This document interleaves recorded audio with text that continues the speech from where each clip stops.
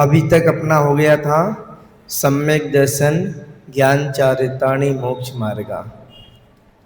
अपन ने देख लिया था तीनों की एकता का नाम मोक्ष मार्ग है, और सम्यक दर्शन भी समझ लिया था, तत्वों का सिद्धांत करना सम्यक दर्शन है, तत्वा सिद्धानम सम्यक दर्शनम।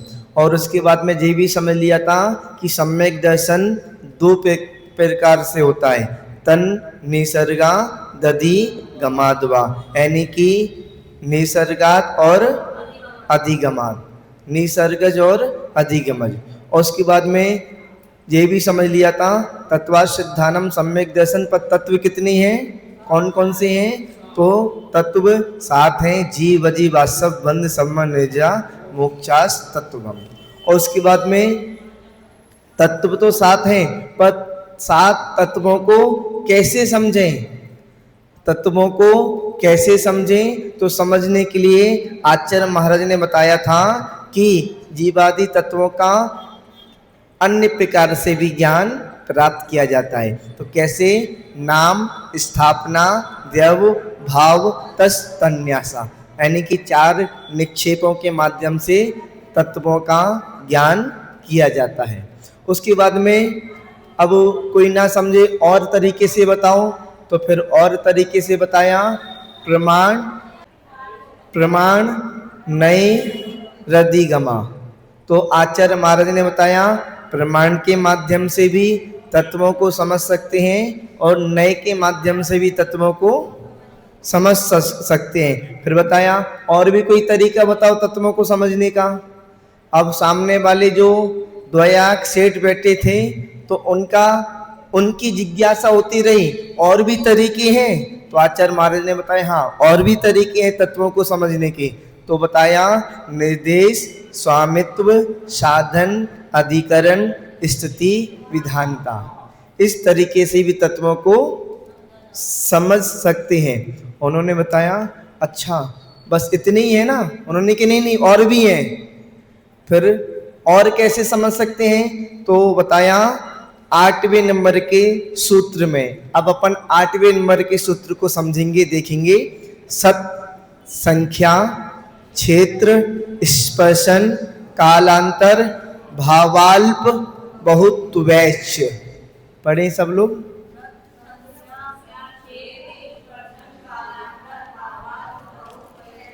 तो इस तरीके से आचार्य महाराज ने बताया कि आप इस तरीके से भी तत्वों को समझ सकते हैं। सबसे पहले सत्य, सत्य का मतलब होता है अस्तित्व, किसी वस्तु का अस्तित्व होना।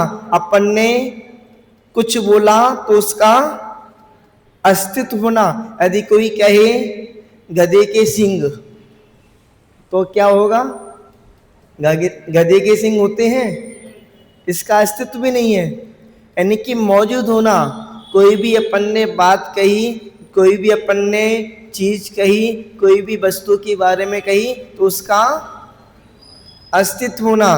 तो अस्तित्व होने का मतलब होता है यानी कि मौजूद होना। जैसे जीव संसार में है और जीव भी है, और जीवों के साथ साथ कहाँ है जीव, 14 गुण स्थानों के अंतर्गत। 14 गुण स्थान, जीव का कोई ना कोई गुण स्थान है। तो यहाँ पर सत के बाद में संख्या। अब जब अस्तित्व होगा तो उसकी संख्या भी होगी। सभी द्रव्यों की आगे अपन विस्तार से संख्या को भी समझेंगे। अब संख्या, अब कौन कौन से गुण स्थान में कितने कितने जीव हैं, कौन कौन से गुण स्थान में कितने कितने जीव हैं, तो इस तरीके से संख्या का भी उन्होंने उल्लेख किया। इसको भी अपन इस तरीके से तत्वों को समझ सकते हैं। संख्या के बाद में क्षेत्र। अब कौन कौन से गुण स्थान के जीव कौन कौन से क्षेत्र में रहते हैं। जैसे नरक में कौन से गुण स्थान वृत्ति रह सकते हैं, नरक में जो जीव होते हैं ना उनका कौन सा गुण स्थान होता है। गुण स्थान हमने बताया था कि कसाय और योगों के निमित्त से बनने वाले जीव के भाव को गुण स्थान कहते हैं। जितनी जितनी आपकी कसाई होंगी, जैसी जैसी आपकी कसाई होंगी, वैसे वैसे आपके गुणस्थान होंगे। तो नरक में नारकी जीव होते हैं, और नारकी जीव कैसे होते हैं? ज़्यादा कसाई वाले होते हैं। तो नरक में पहला गुणस्थान होता है ज़्यादातर, बाकी का दूसरा गुणस्थान भी हो सकता है, तीसरा गुणस्थान भी हो सकता है, और बहुत कम जीवों का चौथा गुणस्थान भी हो सकता है।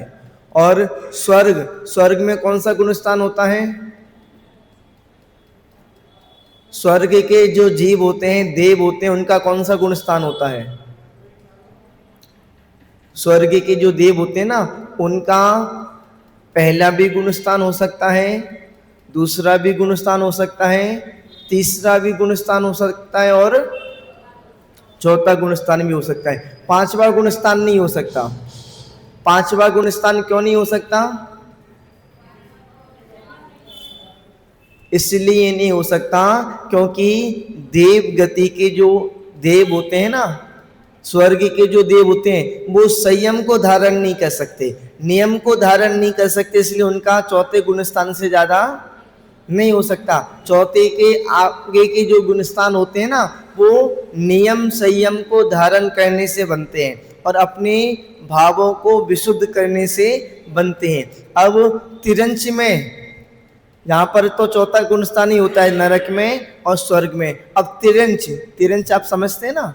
तिरंच यानी कि देव गति को उठा दो, नरक गति को उठा दो और मनुष्य गति को उठा दो, तीनों गति के जीवों को उठा देंगे तो बाकी के सब जीव तिरंच गति में आते हैं। जैसे पेड़ हो गया, जानवर हो गए, पक्षी हो गए, जितने भी जीव हैं सब तिरंच गति में आते हैं। तो तिरंच गति में कौन सा गुणस्थान होता है? तिरंच गति में पहला गुणस्थान होता है, दूसरा गुणस्थान भी होता है, तीसरा गुणस्थान भी होता है, चौथा गुणस्थान भी होता है, और पांचवा भी गुणस्थान हो जाता है। तिरंच प्राणी भी संयम को धारण कर सकते हैं। आपको पता है तिरंच भी संयम को धारण कर सकते हैं। भगवान महावीर स्वामी की जीव ने शेर की पर्याय में संयम को धारण किया था। भगवान पारसनाथ भगवान की जीव ने हाथी की पर्याय में संयम को धारण किया था, संबोधन प्राप्त किया था। और बहुत सारे तिरंच प्राणियों ने, शालिनी ने यानी कि रात्रि भोजन का त्याग किया था। आपको पता है वो शालिनी की कथा आती है, कुएं में जाती थी तो अंधेरा दिखाई देता था तो पानी नहीं पीती थी, बाहर आ जाती थी, बाहर आती थी तो बाहर उजाला दिखाई देता था, वापस नीचे कुएं में जाती अंधेरा दिखाई देता था, और फिर वापस आती तो इसी प्रकार आने जाने के चक्कर में उसका मरण हो गया, पानी तक नहीं पिया। तिरंच भी नियम संयम को धारण कर सकते हैं। तो मनुष्य तो, अब मनुष्यों में क्या है, लोगों के पास ज्ञान नहीं है, अज्ञानता में, ज्यादातर लोग अज्ञानता में है। और जैसे उनको बुद्धि की प्राप्ति हो जाए, ज्ञान की प्राप्ति हो जाए ना, तो नियम संयम धारण करने में कोई बड़ी बात नहीं है। आपको लगता है बड़ा है, पर कुछ बड़ी बात नहीं है। आप आगे बढ़ोगे तो सब कुछ सरल लगेगा। उसके बाद में मनुष्य गति में कौन कौन से गुण स्थान तक जा सकते हैं? मनुष्य गति में कौन कौन से गुण स्थान तक हो सकते हैं? पहले गुण स्थान से लेके 14वें गुण स्थान तक हो सकते हैं। अरिहंत भगवान बन सकते हैं, अरिहंत भगवान मनुष्य बन सकते हैं। तिरंच नारकी और देव नहीं बनते। मनुष्य गति में ही इतनी ताकत होती है कि वो भगवान बन सकता है।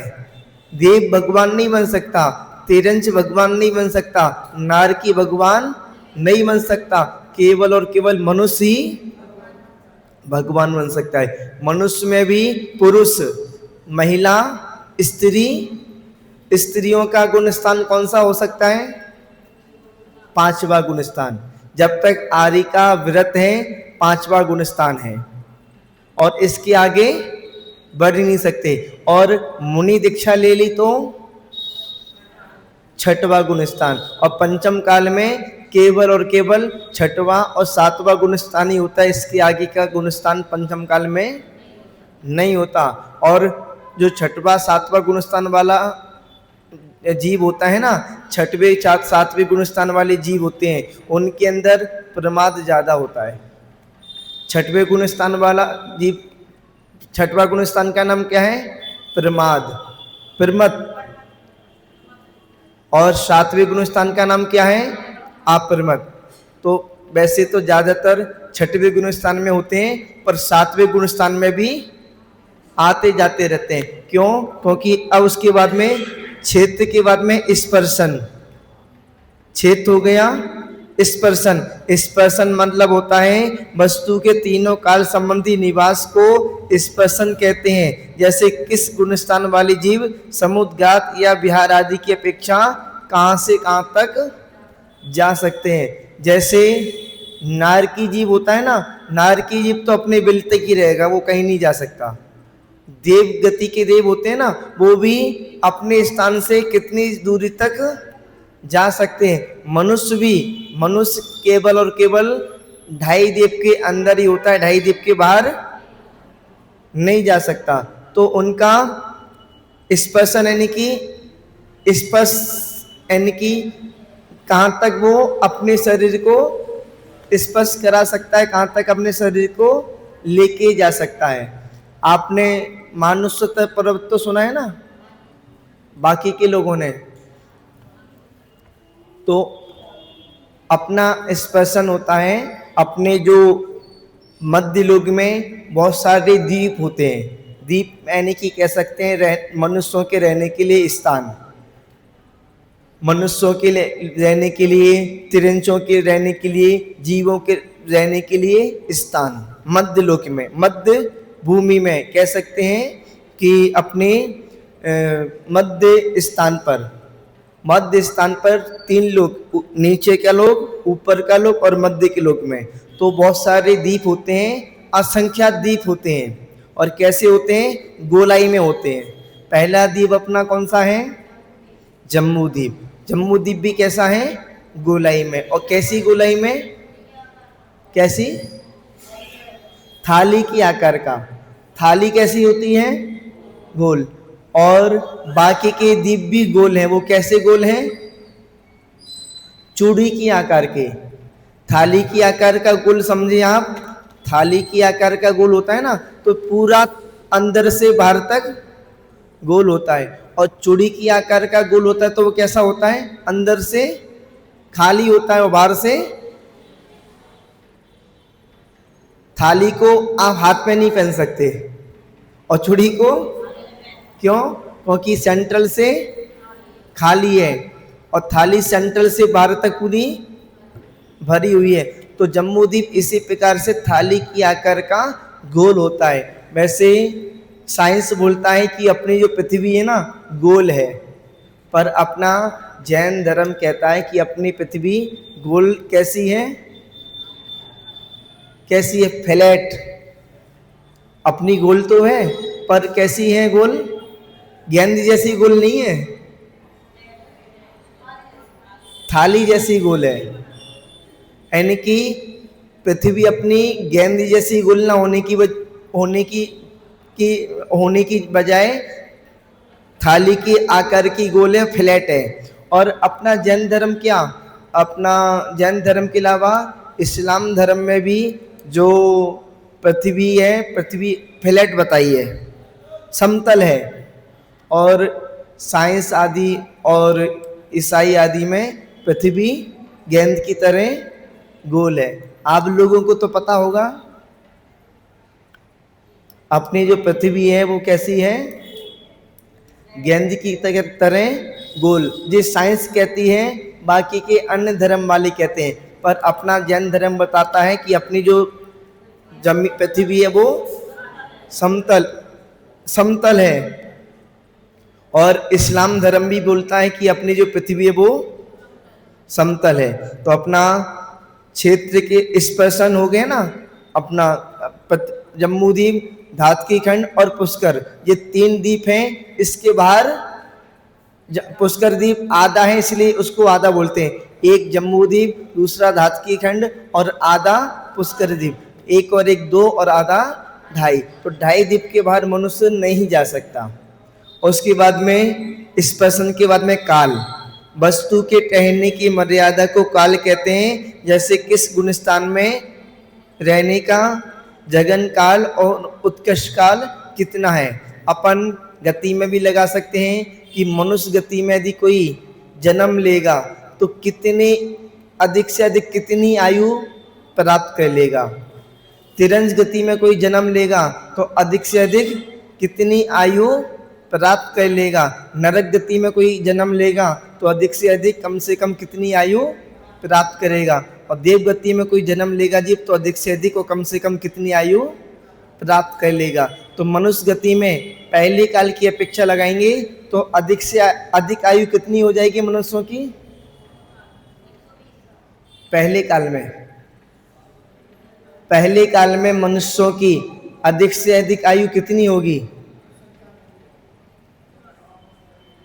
पहले काल में, काल तो समझते हैं ना, पहला काल, दूसरा काल, तीसरा काल, चौथा काल, पांचवा काल और छठवां काल। हाँ, वैसे हम आपको बताएं, यहाँ पर ज़्यादातर लोगों ने हिंदू पुराणों के हिसाब से तो थोड़ा बहुत समझा होगा, पर जैन पुराणों के हिसाब से लोगों ने नहीं समझा होगा। तो हिंदू पुराणों में कहते हैं सतयुग, त्रेता युग, द्वापर युग और कलयुग। अपने यहाँ पर क्या बोलते हैं, सुखमा काल। जो सुखमा काल होता है उसको बोलते हैं पहला काल, और दूसरा सुखमा काल उसको बोलते हैं दूसरा काल। उसके बाद में सुखमा दुखमा काल तीसरा काल, और दुखमा सुखमा काल चौथा काल, और दुखमा काल पांचवा काल, और दुखमा दुखमा काल छठवां काल। इस तरीके से अपने यहाँ पर 6 काल बताए गए हैं। अब इनके में देखें, अपने में देखें तो अपन इस तरीके से भी लगा सकते हैं कि सतयुग पहला काल, और द्वापर युग दूसरा काल, और उसके बाद में तीसरा त्रेता युग। पहले त्रेता युग आएगा, फिर द्वापर युग आएगा, द्वापर युग आएगा, और त्रेता युग यानी कि तीसरा काल, और उसके बाद में त्रेता युग द्वारा से लगा लो चौथा काल। अब उसके बाद में कलयुग यानी कि पांचवा काल, और घोर कलयुग छठवां काल। अपने यहाँ पर 6 काल होते हैं ना, उनके जहाँ पर 4 ही होते हैं, तो उसको अपन को बैलेंस करना पड़ेगा। 6 काल होते हैं, और 6 काल में पहले काल होता है, तो पहले काल में जो मनुष्यों की आयु होती है ना, कितनी होती है, नहीं, पंचम काल में अधिक से अधिक मनुष्यों की आयु कितनी होती है। पंचम काल में अधिक से अधिक मनुष्यों की आयु 120 वर्ष की होती है, और पंचम काल को निकली हुई कितने 2500 साल हो गए लगभग। पंचम काल को निकली हुए 2500 काल हो गए। पंचम काल 21,000 वर्ष का होता है। अभी कितने वर्ष और बाकी है पंचम काल में, 18,500 वर्ष। लगाओ ना, 21,000 वर्ष का होता है, तो 18,500 प्लस 500 1900 हो गए, और 2000 21,000 हो गए। 18,500 और 500 बना के 19,000 हो गए, 19,000 और 2,000 21,000 हो गए। तो अभी लगभग 2500 वर्ष तो पंचम काल को निकली हो गई, और अभी कितना वर्ष और बचेगा, 18,500 वर्ष और पंचम काल का बचा हुआ है। तो 21,000 साल में उत्कृष्ट आयु तो होती है मनुष्यों की 120 वर्ष की, पर जब पंचम काल का अंत आएगा यानी कि 18,500 साल निकल जाएंगे, तब कितनी आयु बचेगी मनुष्यों की,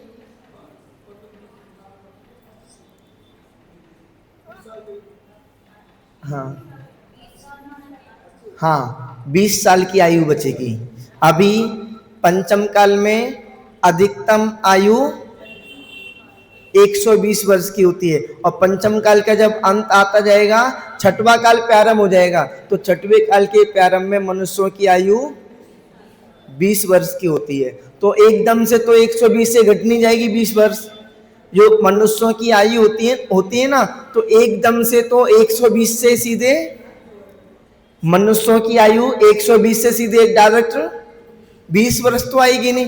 कोई भी चीज होती है ना, तो धीरे धीरे घटती है, धीरे धीरे बढ़ती है। कोई बच्चा होता है ना गोद में, एकदम से ऐसा तो नहीं होता गोद में बच्चा है वो एकदम से बड़ा हो जाए, वो धीरे धीरे बड़ा होता है।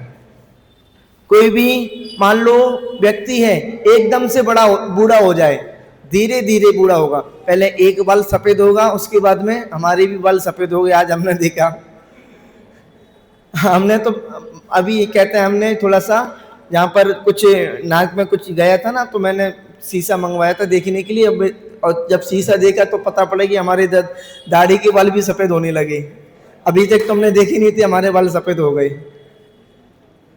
हाँ, जल्दी सफेद हो गए, पता नहीं क्यों। तो हाँ, हम थोड़ी शीशा थोड़ी देखते हैं हम कोई। आप लोग शीशा देखते होंगे पर हम थोड़ी देखते हैं। हम तो आज पता नहीं कितने कुछ बाल नाक के अंदर, कोई बाल जा रहा था तो उसको देखने के लिए देखा था कि क्या है नाक के अंदर। तो अपनी बात चल रही थी हाँ आयु की। तो अधिकतम आयु, कोई बूढ़ा होता है ना, कोई बाल सफेद होता है, तो एकदम से पूरे बाल सफेद नहीं होते, एक एक करके बाल सफेद होते हैं। ऐसी एकदम से आयु पूरी नहीं घटती, धीरे धीरे घटती है। तो पहले मनुष्यों की आयु 120 वर्ष की अधिक से अधिक होती थी। अब तो वर्तमान में तो इक्का दुक्का ही ऐसा है जिसकी अधिक आयु होगी। और 100 साल से ऊपर तो 100 साल से ऊपर भी आयु हो सकती है, पर देखने में नहीं आती। 100 साल से किसी की ऊपर आयु हो सकती है, ऐसा नहीं हो सकती, क्योंकि पंचम काल में अधिक से अधिक आयु 120 वर्ष की हो सकती है। हाँ, तो 100 साल से भी ऊपर की हो सकती है, पर ज्यादातर लोगों की 60, 70, 80, 60, 70, 80, बस, इससे अधिक नहीं है।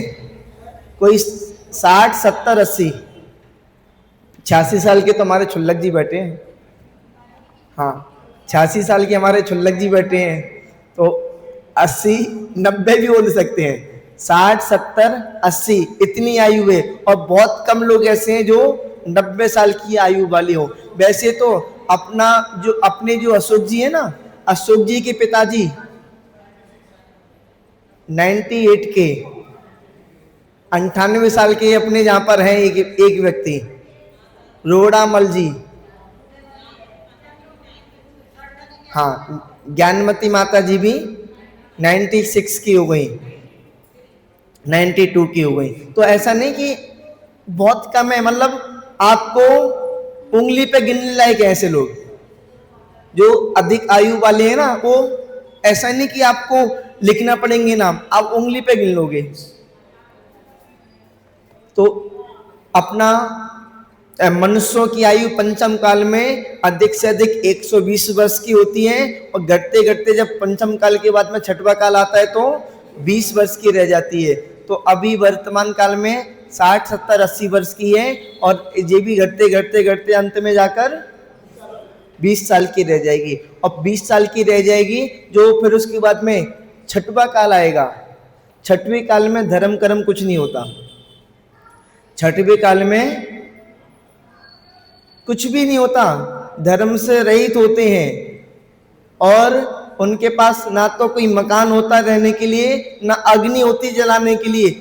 मालूम क्या खाते हैं उस समय? जो अपनी अभी हाइट है ना, हाइट कितने फुट की है लोगों की? 7 फुट, 8 फुट, 9 फुट की हाइट है। उस समय मनुष्यों की हाइट कितनी होती है पता है? 2 हाथ की। एक हाथ और एक हाथ, दो हाथ, मतलब समझ लो एक कौन के बराबर? कुत्ता तो बड़ा होता है, बौना, हाँ बौने के बराबर। और इतना बड़ा कौन सा जानवर होता है? अपना लंगूर के बराबर। लंगूर होता है ना, लंगूर तो लंबा चौड़ा होता है, लंगूर के बराबर या लंगूर से भी छोटा थोड़ा सा? अच्छा,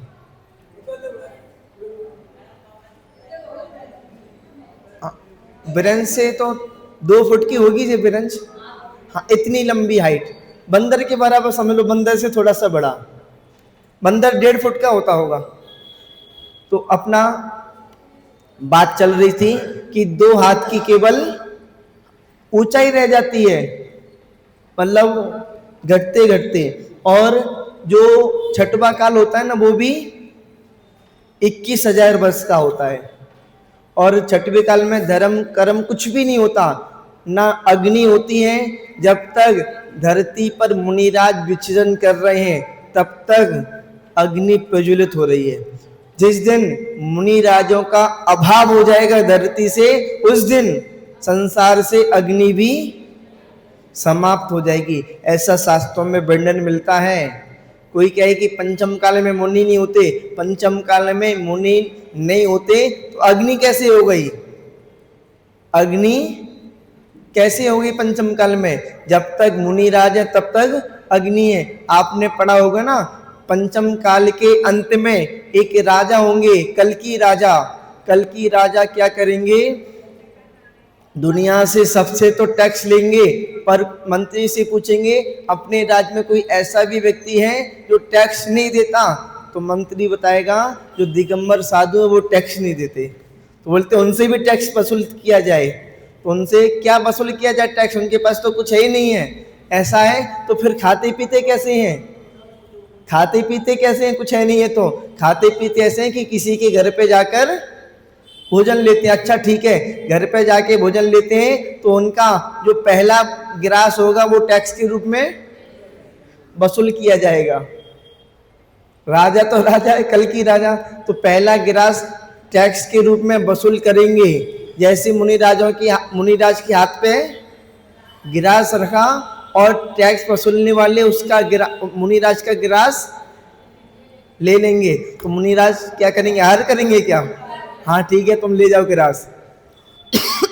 अंतराय करके बैठ जाएंगे और अपनी समाधि ले लेंगे। मुनिराज की सुबह तो समाधि होगी, दोपहर में अग्नि की समाप्ति हो जाएगी और शाम को राजा का मरण हो जाएगा। और उसके बाद में दूसरे दिन से छठवां काल प्रारंभ हो जाएगा। और छठवां काल जब प्रारंभ होगा तो छठवें काल के जो जीव होते हैं ना, वो क्या खाएंगे मालूम है?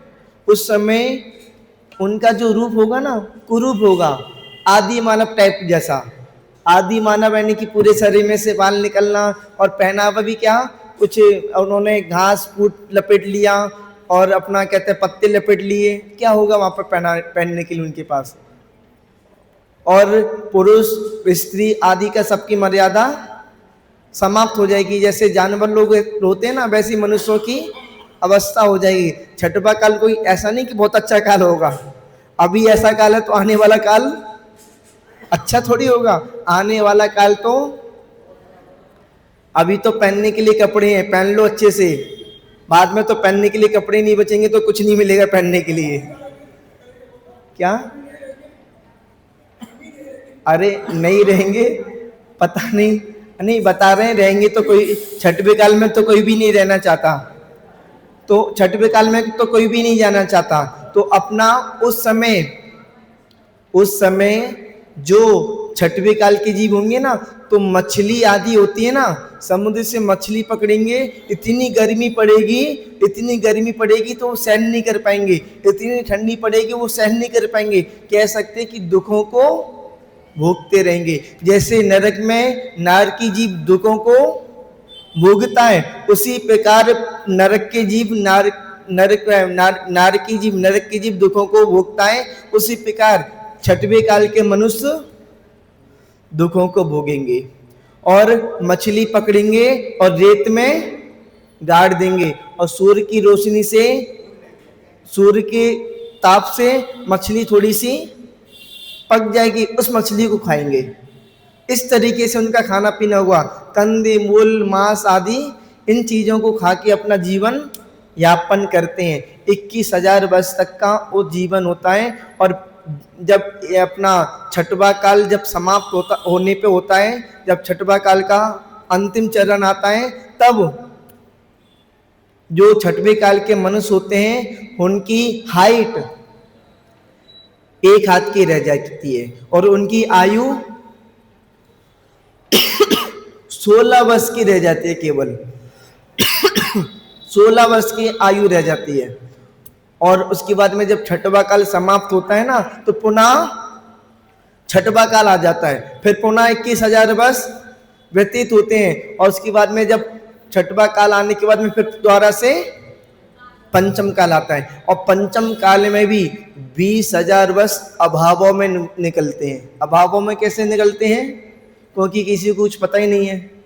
ऐसा अभावों में निकलते हैं जैसे अब उनके पास ना तो ढंग से खाने को, ना पहनने को, ना ओढ़ने को, कुछ पता ही नहीं है कैसे क्या होना है। जब पंचम काल के 20,000 वर्ष व्यतीत हो जाते हैं, केवल 1,000 वर्ष बचता है ना, तब कुलकरों का जन्म होता है। जब कुलकरों का जन्म होता है, कुलकर और मनु भी कह सकते हैं। अभी पंचम काल में तो धर्म है, आने वाले पंचम काल में धर्म नहीं होगा। उस समय 1,000 वर्ष में मनु का जन्म होता है और मनु मनुष्यों को उपदेश देते हैं, अग्नि जलाना सिखाएंगे। कैसे अग्नि जलाई जाती है, अग्नि कैसे जलाई जाती है कैसे पता होगा।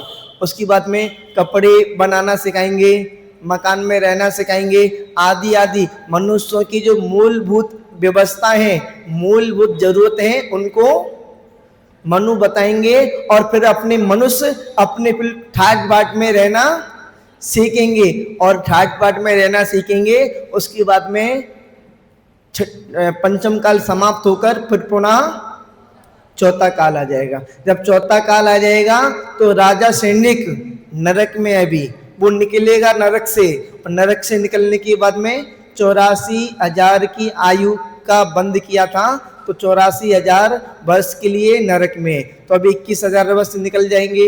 21 के बाद में छठवें काल के 21,000 वर्ष निकल जाएंगे, फिर छठवें काल के 21,000 वर्ष निकलेंगे, फिर पंचम काल के 21,000 वर्ष निकलेंगे। टोटल कितने हो गए?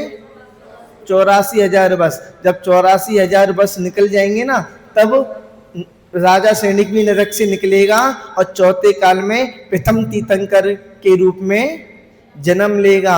और प्रथम तीर्थंकर के रूप में जन्म लेकर लोगों को धर्म का उपदेश देगा और लोग फिर धर्म करना सीखेंगे और धर्म करके अपने कल्याण का मार्ग प्रशस्त करेंगे। अभी आज के लिए इतना ही, समय अपना हो गया है। जय बोलिए चिंतामणि पारसनाथ भगवान की। अभी जे